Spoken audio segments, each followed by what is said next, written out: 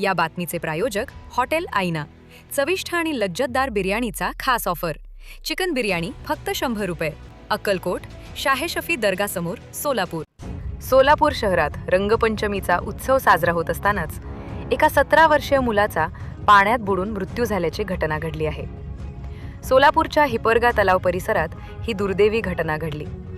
मिळालेल्या माहितीनुसार अनिकेत बाबरे, वय अंदाजे 17 वर्ष, राहणार मिलिंदनगर, बुधवार पेठ, सोलापूर, हा दिनांक 8 मार्च 2026 रोजी दुपारी आपल्या 4 ते 5 मित्रांसोबत रंगपंचमी निमित्ताने रंग खेळण्यासाठी तलावाकडे गेला होता.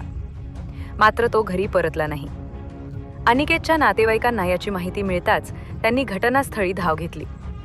शोध घेत असताना सायंकाळी सुमारे 5 वाजता तलावातील पाण्यात अनिकेतचा मृतदेह आढळून आला.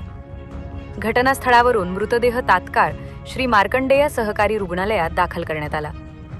डॉक्टरांनी तपासणी करून त्याला मृत घोषित केले.